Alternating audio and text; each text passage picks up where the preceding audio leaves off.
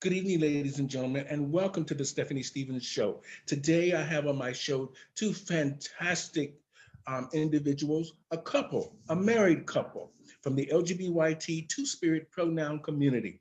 They're going to share their story today. Mr. Jonathan Hill and his wife, Miss Sierra Hill from Tampa, Florida. Today, we're going to be talking about HIV and the family. As we all know, HIV has come a long way, and we have a long way to go.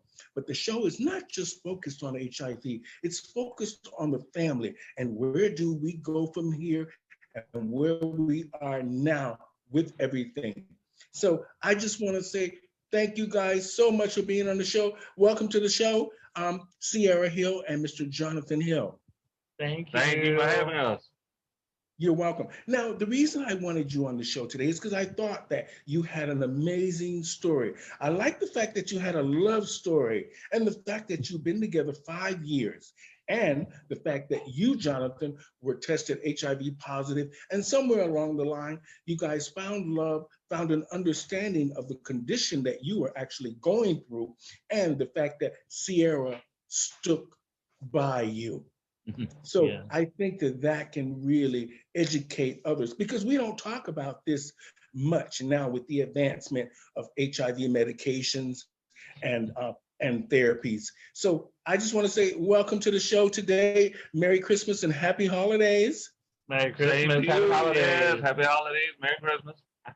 Okay, now I want to start with you, Jonathan. Okay. How did you meet Sierra? How did you meet her? Well, that was kind of funny. We met each other here in Florida on a website called Quest Chat. That's how we met. We started Okay, talking over Quest Chat. We exchanged phone numbers. I was living in a part of Tampa known as West Tampa. She lived on this side over here, close to Ybor City. I jumped on my 10-speed bicycle, rode all the way from my side of town to her side to meet her, and Yes, he did. we went on 2 or 3 dates at our particular spot that is now closed, Hamburger Mary's in Ybor City. And when I figured she would be the one, that's when I disclosed to her about my status. okay. Now, I know a little bit about Ybor City. I used to be around in the days when they had Renee's. I don't know if you guys Yes. remember Renee's and El Goya, all Yep. those days. I used to perform there many, many years ago. As you know, I've been in this business 32 years this year. Woo. So Wow. I know a lot of the girls from Lakeisha Lucky to Yes. Dana Douglas, all of those Mm. girls I've worked with at one point or a time in my career. Now, I want to talk. Now, I know that you guys work. You work. What's your occupations? Well, for when the time that I was working before I uh, got HIV, I served. Before I served in the military for 3 years, I worked several jobs. I've been working in McDonald's, maintenance, labor pools, and Mhm. currently right now I have my lawn service that I'm working with a friend of mine that has a lawn service business, and I work with him every now and then. Uh, but other than that, I make it every day through my Social Security and VA. You know, Okay. Now, Sierra, what was your first impressions when you met John? What were your first impressions when you met him off of Quest? Well, my first impressions was actually exactly what he said. His description, because normally they'll tell you anything just to get your attention, but Uh-huh. he was exactly what he said he was. And I was really shocked that he drove all the way on a bicycle all the way across town to come see me. I've never had a man show up on a bicycle, so that was kind of interesting. So I was like, for a man to ride all the way across town to come see somebody, that really meant a lot. Yeah. Well, now, John, can I just ask, how long have you been positive? I've been positive since 1998, and here it is, 2020, going into 2021, and I am sitting here talking to you right now. I am 51 years of age, looking forward to 52 next year. Well, that's good. It's the fact that you are alive and healthy and that you guys are thriving together. This is a great thing. I mean, I want people to understand that the fact that you are together and you're working all of this out, and you seem to be on the right track with, love and family. Now, you, Sierra, how did you feel when John, of course, the hookup thing and all of that, how did you feel when he told you that he was HIV positive? How did I feel when you told me he was HIV positive? Mhm. Well, to be honest, at first I wasn't a closed-minded person, but my ex drag mother had HIV, so she kind of educated me a little bit back at the time that I first met her. I was really the type of Mhm. person where I was scared of people at the time. I Mhm. thought that you could catch it by being coughed on, sneezed on. One of those kind of people that was just naive, that wasn't educated. And I never really thought that Mhm. I would ever meet an HIV person and fall in love with an HIV person. So actually, the first night that he Mhm. he said, "I have something to tell you" at Hamburger Mary's on our first date, I was like, "Uh oh, here we go. He a baby daddy, mama drama, Oh. that kind of thing." But Mhm. but then when he told me his status and said I am HIV positive, I just kind of sat there for a minute and I didn't really say anything. I just kind of looked at him. He's like, "Are you okay?" He's like, "Now, before he told me, he said, I'm going to tell you something. You can either leave or you can stay. I'm leaving. It's totally up to you." So when he Mhm. told me, when I was looking at him, I just kind of got quiet because I wasn't expecting that to come out of his mouth. And Mhm. I just kind of looked at him and said, "Well, okay, that you guys deserve love too. Okay." And I basically just acted like it was no big deal. Okay. Now, I'm going to ask you something more on a personal level. You don't have to answer this, but from the way you're talking, the apprehension of your story is very interesting because most people would like to know when you were going to have your first night together, whether you were just hooking up or you were thinking about a relationship, were you apprehensive about having sex with a person you knew was HIV positive? And mainly from what you had seen from your friend who was positive and what she was going through, were you apprehensive about that?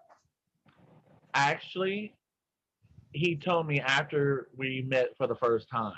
The very next day we went on our dates. I really hadn't thought about, the sex part until after he had told me. And then even really after he told me, I was kind of like, I wasn't really scared like I thought I would be Mm-hmm. because I had already heard that it's not a death sentence anymore. You can live with it now. So I was starting to learn in the process at the time he had already told me. I didn't know very much at the time, but I was in the process of starting to learn. So I wasn't as apprehensive as you said that I thought Mm-hmm. I would be. But like when we first had sex, I was kind of like, "Oh well, should we do this? Should we not do this? Okay, remember we got to do this, we got to do that." So I mean, Uh-huh. it it really didn't scare me that much because I was starting to learn. So I already knew that you couldn't catch it by kissing them or hugging them or I was Mm-hmm. learning the ways of how you could contact it, and I wasn't as scared back then. Okay. Now, now, sometimes when you think about these situations, you being a trans woman and your husband, because women are very suspect of men in general. I commend you, Jonathan, for actually telling her. You were very brave for doing that, and it was great that you did it right from the get-go.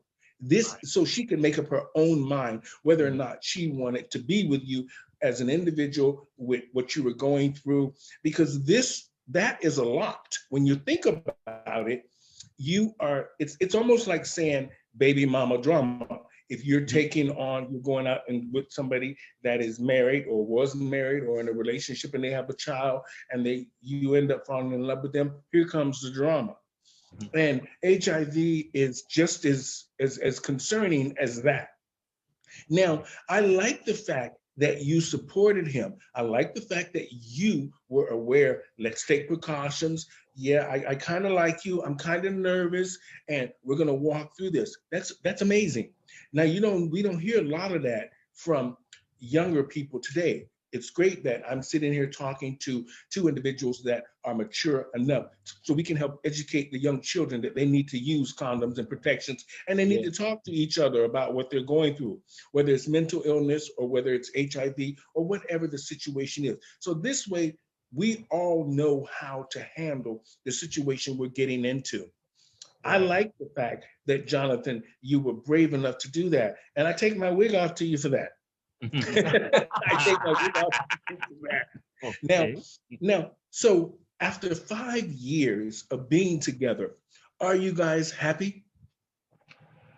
I would say that, in our relationship, yes, we are happy. Now if I was to sit here and tell you that all these 5 years was rainbows and sunshine, I would be telling you a lie. Right. Because all relationships, friendships, marriage, dating, everybody gonna go through something. And if that relationship, if you ask them if they're going through something and they tell you that they're not, the advice we were given when we first got married, and it was given to us by someone older than us, longer relationship, that if somebody tells y'all a relationship is perfect, you'll run away from them because they're telling you a fib, they're telling you a lie. And that's how I felt about uh, sharing my status with Sierra, because we talked about that in one of my groups today about disclosure. And to me, I felt as though if I go out and have sex with anyone without revealing, even though it's a one night stand or whatever, I'm putting that person's life in jeopardy. And Mhm. I have a conscience, so I couldn't have that on my conscience. Like if I weren't married and whoever I slept with, they wound up getting HIV. I have to wonder, like, am I the person that gave it to him, or did they have it before they got with me and just didn't tell me? So see, instead of me having that go through my mind, I feel like I should disclose. And Sierra and I, we're both advocates. We talk to the young people. I talk to them about disclosure, and I also talk to my transgendered friends about disclosure.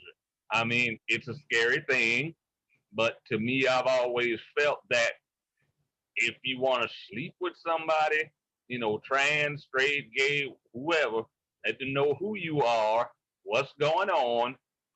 Because as I talk to you, I'm tired of seeing all of our trans women of color and Latino or trans women of any background being murdered because one, they either won't reveal, or two, the person that they're with finds out on their own and gets angry. And so that's why I always feel to disclose is sometimes the best, your best form of getting it through. And as far as you ask us if we're happy, on my end of the spectrum, it's kind of hard both ways because for one thing, we're a racial couple, interracial couple, and one is positive and one is negative. So I get feedback from both sides of the fence, like, well, how could you love somebody with HIV? Have you ever thought about being with somebody with HIV? Did you think you would ever love someone? And really, to be honest with you, like I said earlier, I never thought I would be. It just happened. And I tell people it can work. It works if you make the system work. If you do what you're Well, I supposed think to do and you do your safety issues, hmm and have no problems living as a positive and a negative couple. Now, I think when you love somebody, you can work everything out. And mainly if it's real love. And like Jonathan said, all relationships go through ups and downs, and that's just part of life. And Right. we as older people, we understand that. And mainly as we get more older, we become more tolerant and more understanding of other situations because we've been through them or lived through them, or we see our friends going through these things. And this is good. This is a good thing. Now, do either of you have children? No. Thank Okay. goodness I did not. Thank goodness I did not have any children. Now I was married when I was in the military, but me and the young lady, we basically married for the military money. When you're both in the military, that's more money coming in. But we realized we were better just being friends and colleagues, because I was gay, she was lesbian, so we were better off just being colleagues. And so I went my way, she went hers. I still, I see she pops up on my Facebook page. I wished her happy birthdays, Merry Christmases, happy Thanksgiving. I mean, she's living her life, I'm living mine, but I still hold no hatred towards her. I wish her the best, and she always wishes me the best. But that was a part of my life that, as my uncle said, I just got married because I felt that nobody would have wanted me anyway, so I just jumped right into it head first without thinking. Thinking with the wrong head is what he said. Okay. Some sex can make us blind. Yeah. And and sometimes when we think outside the box, maybe things seem a little bit better on the other side until we get in that box. Now, Yeah. Sierra, how did it feel? How does it feel? How did you feel when you got married? Like, how did you feel as a trans woman walking down the aisle with the man that you love? How did you feel as a trans woman? Or did you just think it was normal? And how did the family react when the two of you said, we're getting married and we're inviting everybody? Well, to start out, I felt like a queen. I was glamorous and gorgeous as course.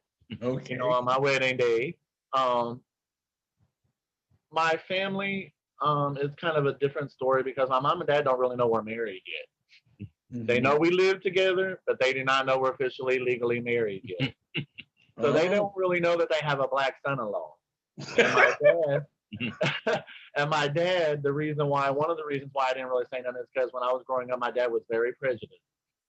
And one of the things he told me when I came out as being a young gay trans person was, I don't really like the fact who you are, but I will say this, I don't ever want you to date a black man. And that stuck in my head for the longest time. So, of course, on my wedding day, after we got married, I looked at him as we were dancing. I said, you know what? My dad's going to kill me. I said, because you are a black man. But it was really fun to walk down the aisle and be who I was and to know that I could dress the way I felt comfortable. Me being the woman that I was, to be able to marry the man legally in the eyes of God for us to show our love to people. Because we actually had two ceremonies, because we actually had a union before it became legal. So we had two marriages, actually. But the other one was actually legal, the second one. So a civil union. So is marriage actually legal in the state that you're in, Florida? Yes, it's been legal for It's been legal now for 7 years now. Yeah. Oh, that's amazing. Because I'm from Orlando, and I know those Republicans down there are something else. It get married in Orlando too. It passed, even though the outgoing president, he tried to repeal it. It got it didn't work. So we're still legally able to get married. And as far as my family goes, my main supporter that I would have loved to be there was my mother, which passed in 19. She was born in 49, I believe she passed.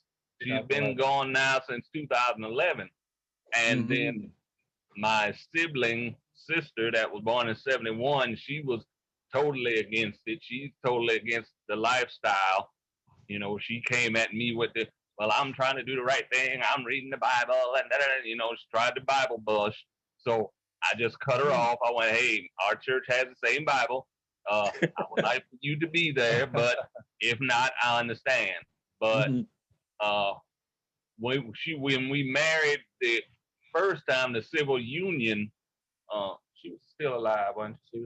She was still alive for the civil union, but when we did the second one, she had passed. But I have her 4 children that are still with us, and I see her through them. Her oldest daughter, she's LGBTQ. Okay. And she has 2 children of her own. And people ask me, how is it that your gay niece has 2 children? I was like, well, she is a female. I said she slept with a male. And when a male and a female get together, things happen, and there's a child. I'm like, just because she's lesbian I said, I guess she felt she wanted to have 2 children, and she had them, but she's still, living her life, and she's happy.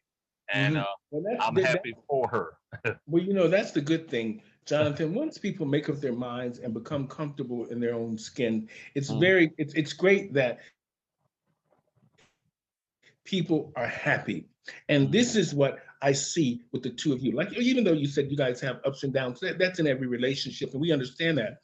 Now, what I want to know and I think it would be interesting to know, does your neighbors know that the two of you are married in a union? And how does the neighborhood, how do you guys fit into the Well, neighborhood? we live right now. We've been living in this rooming house where we currently are. We've been here now 8 years.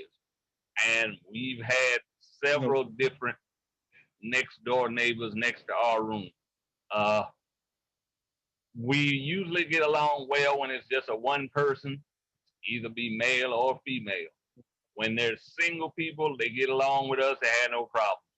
But it seems every time we've had a couple move next door to us, it's no more issue with the lady, it's more of an issue with the male people. Because I don't know if they have, how they usually say sometimes about heterosexual men. They have the thought in the back of their minds that they think every gay person wants them, which is not true.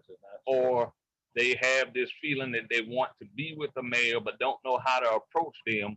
And so my wife and I, we've had stares, like we'll go to our car sometimes and the neighbor downstairs, he'll give us these looks as though like, they better not talk to me or say good morning or nothing, as if he thinks that I want him or my wife wants him. Neither one of us give a care about none.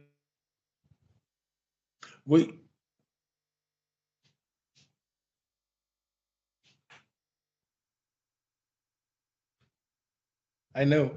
Ladies and gentlemen, on the show today, I have Mr. Jonathan Hill and his wife, Miss Sierra Hill. Sorry, just had a scam call come through. I had to turn it off. But it's all good. We see him and we ignore him, Well, that's good, Jonathan. It's good that sometimes it's not worth taking on these people that have their own mindset about whatever. It's better just to mind your own business and keep looking forward. That's what my agent tells me now, and my mother used to tell me that before she passed. I miss you, Mom. But I want to just say that I want to thank you guys so much. Where do you guys see yourselves in the next 10 years? I know you say that you're living in a rooming house now, and I don't want to get too personal, but for me, I'm looking at two mature individuals that probably should. I understand your situation, Jonathan, with what you're going through, but you did say you were in the military, and I know that the U.S. is now trying to change and take care of the veterans. Yeah. Were you dishonorably discharged, or were you honorably discharged? I was honorably discharged, and it was for mental health issues. And as far as finding housing, we are desperately looking. We have realtors helping us now.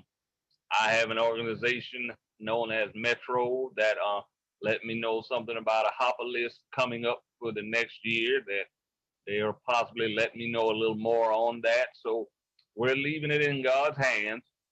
And, for the next 10 years, the next 10 years, we're looking to pray that we'll be in our own home. That's amazing. Yeah, way before. Oh, okay. Well, I want to say to you, to Jonathan Hill and Sierra Hill, thank you for doing the show today. I didn't want to go into too much in depth. I want you guys to have a Merry Christmas and Happy Holidays.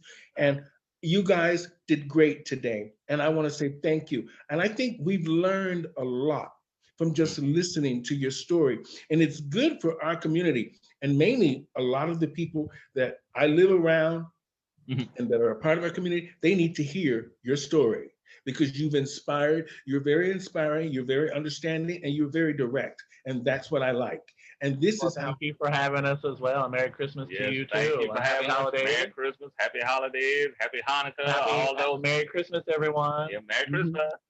So I just in closing, I'm going to say this, ladies and gentlemen, on the show today, I had Mr. Jonathan Hill and Miss Sierra Hill. They're a married couple in Tampa, Florida, and they're now doing great things to help educate others. They're advocates in their hometown of Tampa, and they're reaching out to other individuals to help teach them about what living with HIV and disclosure means, and the fact that they're an interracial couple and they're in love. They want to show, the world that couples do go through ups and downs regardless of whether they're in a same-sex relationship, a civil union, or just a heterosexual relationship, or just the fact that two people love each other and they're in a partnership. So thank you guys so much for being on the show today. And I want to say I take my wig off to you again. And you have a wonderful Christmas, and we will chat again. Thank you. Yes, You too. ma'am. Merry Christmas. Bye, everyone. Bye-bye. Bye-bye. Bye.